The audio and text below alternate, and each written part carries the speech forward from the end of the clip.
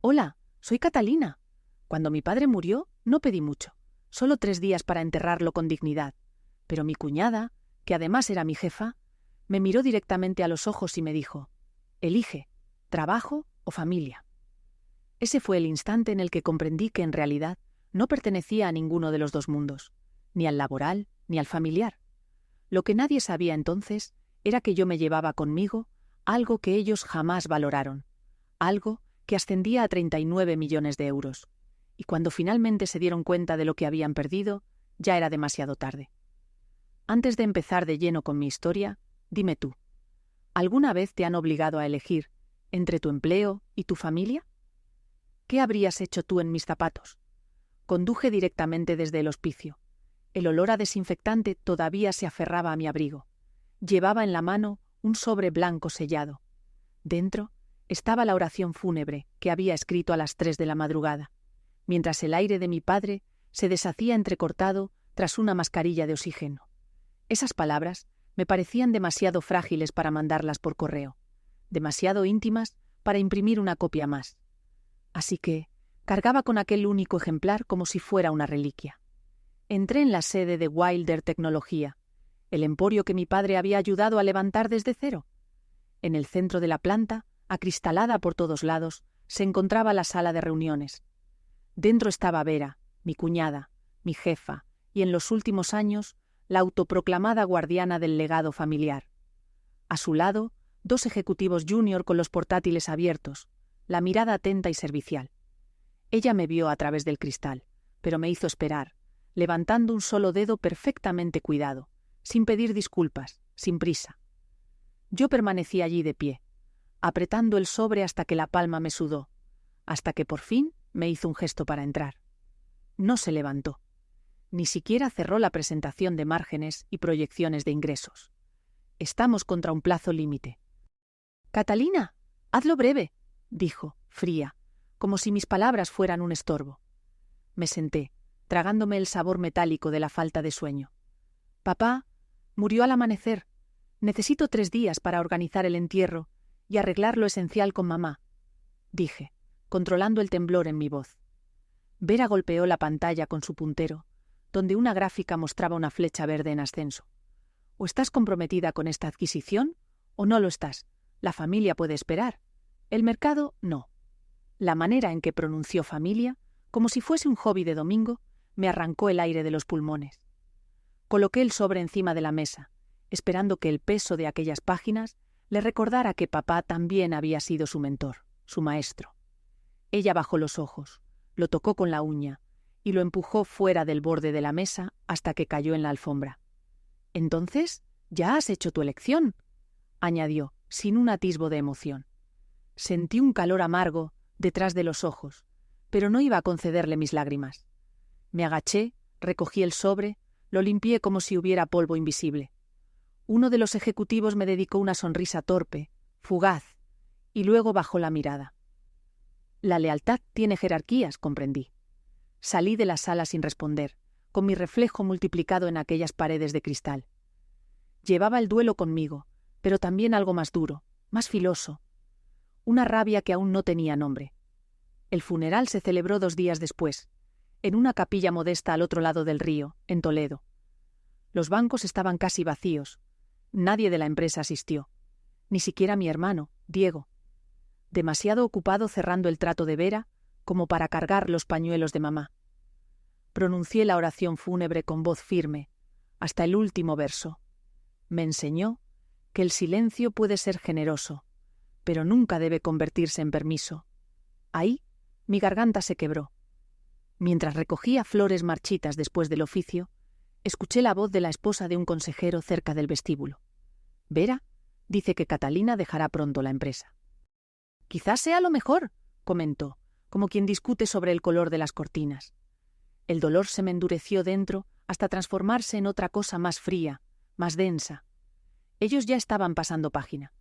En realidad, llevaban tiempo preparándose desde el mismo instante en que la máquina de mi padre dejó de pitar.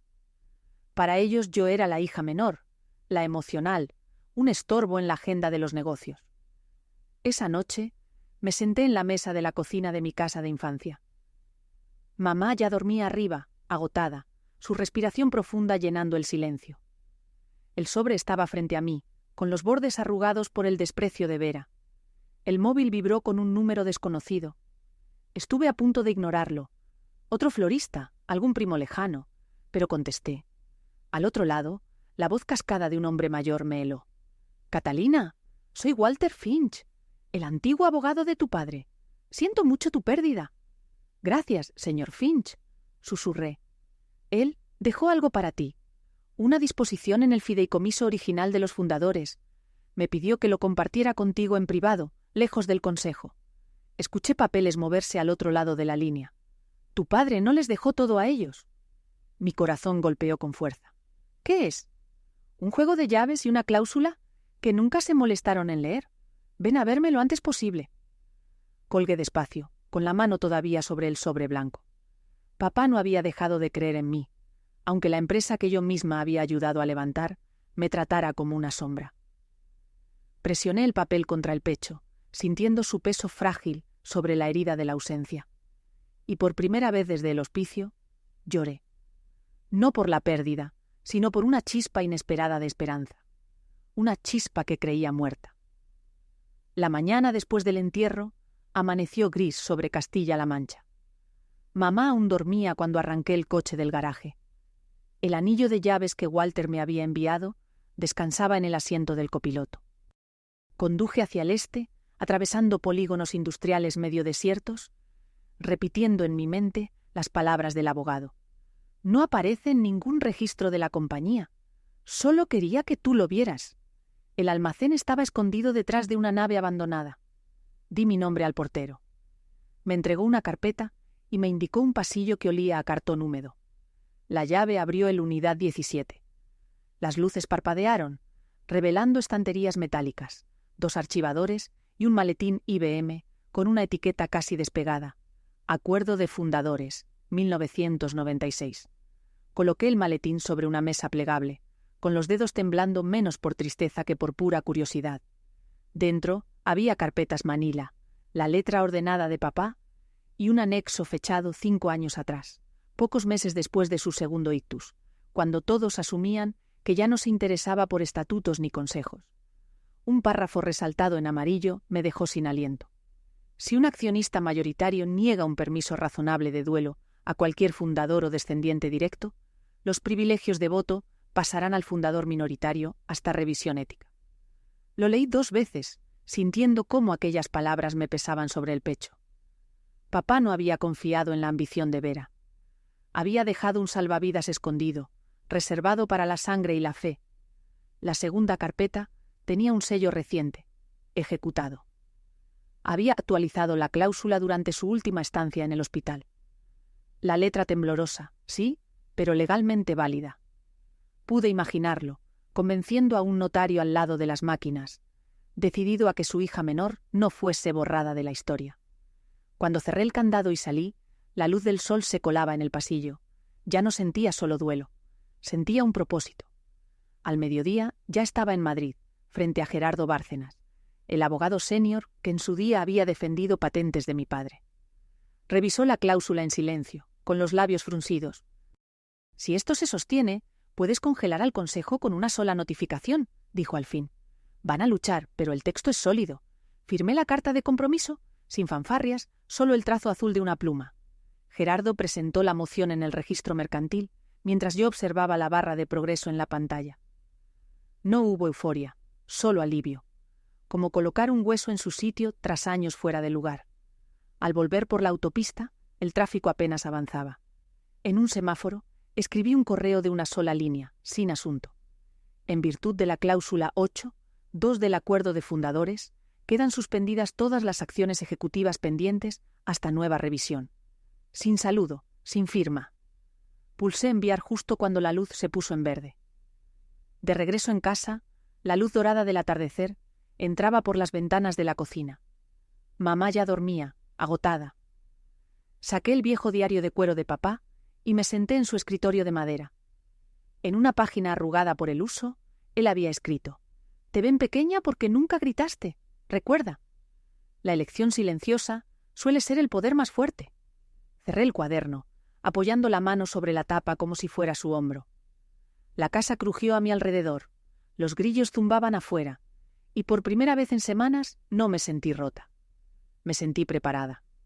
Esa noche no dormí, pero el amanecer llegó igual, colándose por las persianas con un tono metálico. Cuando la M30 ya estaba colapsada de coches, yo me encontraba en el garaje de la Torre Wilder, las manos firmes en el volante, el corazón aún más firme. La reunión trimestral del Consejo empezaba siempre a las 9 en punto. Subí sola en el ascensor, escuchando el zumbido de los cables y, aún más claro, el eco de las palabras de papá. Las elecciones silenciosas suelen ser el poder más fuerte. Las puertas se abrieron en la planta 20. Algunos empleados alzaron la vista, luego la bajaron de inmediato, como si el duelo fuese contagioso. Dentro de la sala de cristal, Vera ocupaba la cabecera de la mesa como si fuera un trono. Su tableta plana, los nudillos apretados contra el marco. A 2 sillas de distancia, Diego miraba una botella de agua como si allí estuviera escondida la respuesta a todo lo que nunca se atrevió a decirme. El aire olía a limpiador cítrico y a alianzas no pronunciadas. Me senté junto a la ventana sin esperar invitación. «Empecemos», dijo Vera con esa voz pulida como el acero inoxidable. Las diapositivas se sucedían, márgenes, usuarios, esas frases que ella adoraba pronunciar. Crecimiento agresivo. Apenas había pasado a la siguiente gráfica cuando la puerta se abrió. Tomás Ríos, abogado principal, entró con un sobre con el sello de la compañía. Lo entregó sin palabras. Vera lo deslizó, lo escaneó y de pronto sus hombros se tensaron. El silencio se hizo tan espeso que casi se podía sostener. Tomás carraspeó. Por directiva legal, los privilegios de voto quedan suspendidos bajo la cláusula 8.2, firmada por la accionista fundadora Catalina Wilder Morgan. Un murmullo recorrió la mesa, ola tras ola. ¿Alguien exhaló un qué? Como si esperara que el aire respondiera solo. Vera forzó una sonrisa que jamás alcanzó sus ojos. «Esto es simbólico, nada más», dijo. Pero sus dedos tamborileaban en la mesa con un código nervioso. Un consejero joven, Elliot, al que habían traído durante mi baja maternal, me miró boquiabierto. «¿Sigue siendo fundadora?» Mi pulso permaneció estable. Al parecer, las fundadoras simbólicas todavía firman documentos legalmente vinculantes. Deslicé una carpeta por la superficie brillante. La pestaña decía: Cláusula 8.2, revisada y notariada. El sello dorado brilló bajo la luz empotrada. Recordé un instante, mi primer regreso de la baja por maternidad, revisando el informe anual digital mientras amamantaba a mi hijo, buscando mi nombre. No estaba. Cuando pregunté, Vera se rió. ¿Seguro que legal? Recortó la lista por estética. Nada personal. La siguiente vez que miré, mi cargo había pasado a asesora. Una palabra que sonaba respetuosa hasta que descubrías que no tenía voto. No me despidieron, me pintaron invisible. Ahora la pintura se estaba resquebrajando. La temperatura de la sala descendió. Vera recuperó compostura como si fuera una tela que se coloca sobre los hombros. Catalina, este numerito nos perjudica a todos, sobre todo a los inversores. Abrí otra carpeta. Pestillo grueso, sello rojo, auditoría, compensación y ética. Pedí 3 días para enterrar a mi padre. Tú preferiste los beneficios trimestrales. Yo elijo no desaparecer. Diego por fin levantó la mirada. Su voz se quebró. No puedes estar hablando en serio. Tan en serio como la cláusula que nunca leíste, respondí, tan bajo que todos tuvieron que inclinarse. Me dijiste una vez que aquí los títulos familiares no importaban, que solo sería bienvenida mientras fuese útil.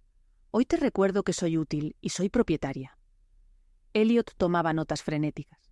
Otros 2 directores intercambiaban miradas, a la espera. Tomás permanecía junto a la puerta, neutral como un notario. Vera soltó el aire por la nariz. Esto paralizará la adquisición, las acciones se resentirán. Entonces, quizá, sea hora de que la bolsa aprenda respeto, contesté. Me puse en pie. Se levanta la sesión. Las sillas chirriaron. Algunos dudaron a quién seguir. Diego se levantó a medias, atrapado entre la sangre y el matrimonio. No me detuve. En el pasillo, mi reflejo en el cristal ya no era el mismo. Seguía siendo ira, sí, pero también firmeza.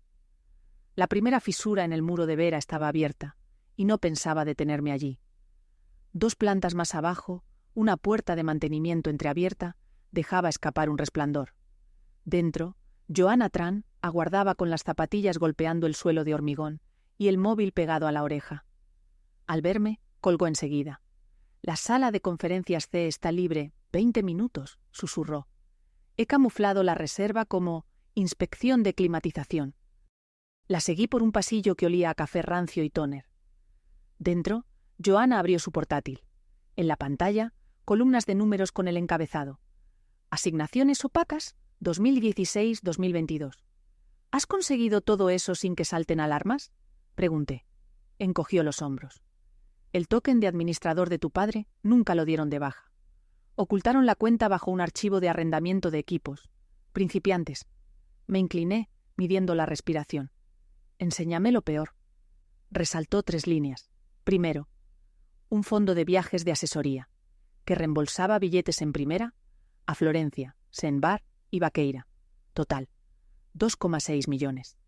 Segundo, 7,8 millones en bonificaciones a una consultora propiedad del primo de Vera, el mismo que una vez me preguntó si los servidores funcionaban con gasolina. Tercero, cargos de empresa por bolsos de lujo, bajo el concepto desarrollo de equipo. Mi mandíbula se tensó, pero la rabia se mantuvo fría, deliberada. «Descárgalo todo en un pendrive seguro», ordené. Johanna me lo pasó por la mesa. Mientras las barras de progreso avanzaban, recordé un correo de papá, enviado 2 meses antes de morir. Llegó a las 3 de la madrugada. Asunto. Por si acaso. El adjunto estaba cifrado. La contraseña era mi año de nacimiento. Dentro, un PDF. Cláusula de protección familiar. Participación fundadora. Entonces no entendí su urgencia. Ahora era un faro. «Listo», dijo Johanna. Abrió otra carpeta. Incidencias de personal. Casi al final se detuvo. «Esto deberías verlo». Una entrada resaltaba.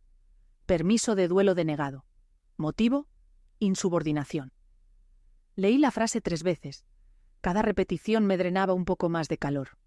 «¿Me han sancionado? ¿Por querer enterrar a mi padre?», murmuré. Johanna me pasó un bolígrafo rojo. Rodeé la frase con un círculo lento, hondo, hasta que la tinta atravesó el papel. No lloré. Ver aquella humillación convertida en dato me secó las lágrimas y me dejó un filo nuevo. «Tenemos suficiente para una denuncia forense», dijo ella. «Todavía no. Primero dejaremos que el sistema se devore a sí mismo». Comprimí los archivos más incriminatorios en un solo PDF. Borré metadatos y lo renombré. Informe ético alfa. Luego, entré en el portal anónimo de denuncias de la propia empresa, aquel que yo misma había impulsado años atrás. El cursor titiló sobre enviar. «¿Lista para tirar de la anilla?», preguntó Johanna. «No tiro nada», respondí. «Solo dejo que la gravedad haga su trabajo». Cliqué. Confirmación en pantalla. Envío recibido. Salimos por caminos distintos. Yo volví a mi mesa, redacté un memo aséptico para RR. HH. Según protocolo de auditoría, ruego confirmen recepción de documentación remitida a las 09:42 h. Lo justo para inquietar, lo bastante gris para camuflar. Antes de cerrar el ordenador, abrí otra vez el diario de papá, en la página donde había pegado un simple ticket de supermercado. Debajo, con tinta firme, había escrito: «El más mínimo desliz puede hundir el barco más grande». Puse los dedos sobre la frase, como si absorbiera su firmeza letra a letra. El móvil vibró, un acuse automático. «Gracias por ayudarnos a fomentar la integridad». Casi me reí. Por fin, la integridad visitaría Wildertech. Pero lo haría con esposas. La verdadera tormenta no empezó en mí. Comenzó desde dentro. A media mañana, en el telediario, el rótulo corría bajo los presentadores. «Importante firma tecnológica, bajo revisión ética interna». Ver nuestro apellido junto a la palabra ética fue como escuchar justicia pronunciada en voz alta. Mientras sorbía café frío en mi cocina, repasé la cadena de correos automáticos. 707, enrutado a cumplimiento. 714, reenviado a asesoría externa. 7.52, marcado nivel rojo. El enjambre ya estaba despierto. Un mensaje de un amigo de RRR. HH, apareció en mi móvil. La gente susurra tu nombre como si fuera secreto clasificado. 5 minutos después, otro. Vera acaba de exigir saber quién filtró las auditorías. Está rabiosa. Me vestí con blazer oscuro y vaqueros, y conduje de vuelta a la torre. El vestíbulo, normalmente en calma, hervía en pequeños corros de empleados consultando titulares en sus teléfonos. Un desarrollador joven alzó el suyo, la pantalla brillando con mi apellido en letras mayúsculas.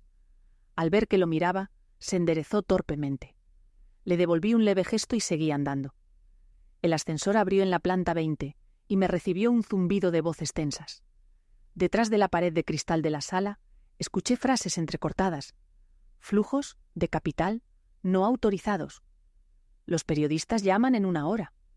¿Quién aprobó esos reembolsos de viajes? ¡Son escandalosos! Y luego la voz de Vera, afilada como un cuchillo. Encontrad quién inventó esta ficción antes del mediodía. Ficción. ¿Qué palabra más conveniente cuando los hechos se volvían salvajes? No entré. Me dirigí directamente a la oficina de cumplimiento, donde 3 empleados rodeaban un monitor. Clara, la más joven, me reconoció al instante. «Señora Morgan», susurró, «el Consejo ha convocado reunión de corte emergencia a las 10. Ya han congelado el fondo de viajes. Bien, seguid rastreando las cuentas. La consultora de R. Harley es el primo de Vera». Sus cejas se arquearon. ¿Eso explica el desvío a las Caimán? A las 9:40, un aviso silencioso vibró en mi móvil. Estado de auditoría. Alto nivel. Exactamente como había planeado. Vi a Vera a través del cristal, paseando con la tableta en la mano, Diego detrás intentando calmarla. Al entrar el abogado externo con un montón de carpetas, el rostro de ella palideció. Alguien en el pasillo sacó fotos con el móvil. La historia ya caminaba sola. A las 10, el consejo se reunió en una sala más pequeña. Yo me senté en medio, visible, ineludible. El abogado resumió. Se ha filtrado documentación que revela. Clic. Denegación de permiso de duelo. Motivo. Insubordinación. La frase proyectada sobre la chaqueta de Vera parecía una mancha. Clara leyó en voz alta. Empleada solicitó 3 días para enterrar a su padre. Solicitud denegada. Motivo. Insubordinación. Nadie habló. Ni siquiera el aire acondicionado se atrevió. Por fin, un consejero mayor carraspeó. ¿Así tratamos a la familia fundadora? Otro murmuró. ¿Podemos perder inversores con esto? Vera intentó girar el relato. Era un procedimiento de RRHH. La coincidencia de fechas fue desafortunada. El abogado levantó una ceja. ¿Y los 7,8 millones en bonificaciones fantasma? ¿También fueron casualidad? Las cifras hablaron más fuerte que cualquier grito. Yo no sonreí, callé, y mi silencio se convirtió en el sonido dominante de la sala. La reunión terminó con un murmullo denso. Ira, incredulidad, cálculos de autoprotección. La votación fue rápida. 14 a favor de la suspensión, 2 abstenciones, ninguna en contra. El rostro de Vera perdió todo color. Se levantó intentando recuperar la altura que nunca había perdido.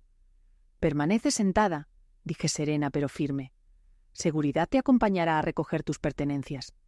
Tu acceso terminó en el momento en que se contó la votación. Sus ojos, que solían lanzar dagas, ahora temblaban con un destello de pánico. «No puedes borrarme». «No borro a nadie», respondí. «Devuelvo lo que fue robado. La confianza». Mientras seguridad entraba, los consejeros murmuraban sobre planes de estabilización y notas de prensa. Yo contesté lo justo, fijé la próxima reunión y me excusé. El pasillo exterior se sentía extraño, casi en calma, como si el edificio reconociera su nuevo equilibrio. Al pasar frente al despacho de Vera, ya había operarios embalando diplomas y papelería de diseño. Entré. El espacio olía a su difusor de pomelo, un aroma ahora hueco. Sobre la mesa, un marco de plata mostraba a papá, estrechándole la mano el día que la contrató. Me detuve un instante, observando su expresión bondadosa. Luego puse el marco boca abajo. «Lo usaste», susurré, lo bastante bajo para que sonara a confesión. «Y ahora lo has perdido todo». Cuando me disponía a salir, el teléfono de mi antiguo puesto, desconectado hacía meses, sonó. El timbre retumbó entre los cubículos vacíos. Dudé, pero lo descolgué. «¿Catalina?» La voz era urgente, desconocida. «No me conoces, pero tengo información sobre el acuerdo Norland. Vera manipuló las cifras. Intentarán cargarlo sobre ti si no ves lo que ocultó. Un trueno retumbó fuera, contestando por mí. La tormenta no había terminado, solo cambiaba de rumbo. El auricular parecía más pesado de lo normal. Vera ha presentado demanda en el juzgado de lo mercantil de Madrid hace una hora, añadió el desconocido cortante. Despido improcedente. También impugna el fideicomiso.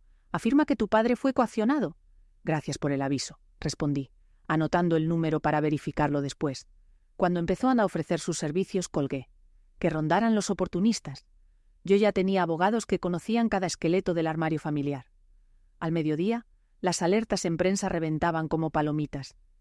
Crisis de liderazgo. Guerra familiar. Acciones caen ante rumores de demanda. Caminé por el pasillo hacia mi oficina recuperada. Pasé junto a 6 empleados encorvados sobre sus móviles. Algunos me dedicaron una inclinación discreta, la clase de gesto reservado a quien hace lo que los demás agradecen no tener que hacer. A las 2 me reuní con Walter Finch en su despacho revestido de madera, impregnado de olor a limón. Me entregó un sobre marfil sellado con cera roja. Tu padre me indicó que lo recibiera solo si se amenazaba el fideicomiso. Rompí el sello.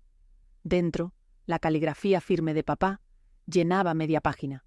Si lees esto, es porque ella convirtió la empresa en un arma. Lucha con inteligencia, lucha con dignidad. Tú llevas la historia adelante. Protégela. Debajo había un anexo notariado reafirmando la transferencia y añadiendo una cláusula penal. Cualquier heredero que impugnara de mala fe perdería automáticamente sus acciones residuales.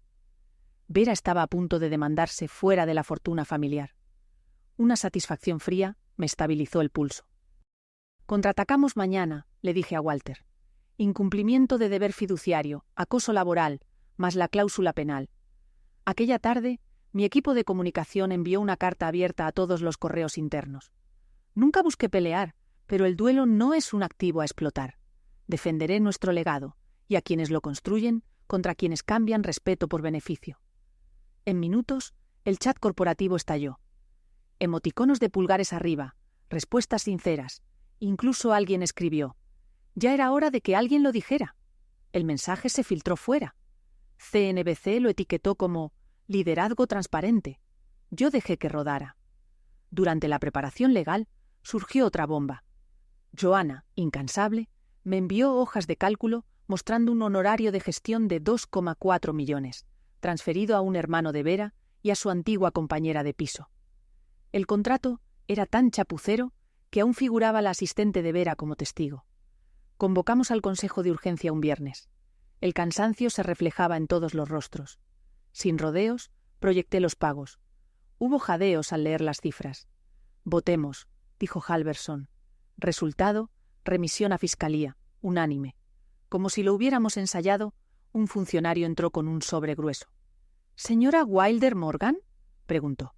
Vera se congeló. La máscara impecable, pero inútil. Un móvil captó la escena. Para la hora de comer, el vídeo era tendencia. Primo consultor Luxgarn. Ella intentó culpar a contabilidad, luego a RRR, HH, después al sabotaje. Nadie la escuchó. Seguridad la escoltó entre amenazas que sonaban más a súplicas. Aquella noche, el edificio dormía. Yo no. Permanecí en el despacho ejecutivo, las luces de Madrid titilando en el cristal. La estilográfica de papá descansaba junto al resumen de auditoría enmarcado, como si él acabara de salir por un café. El silencio no era ausencia, era compañía. Un golpe en la puerta me sacó del trance.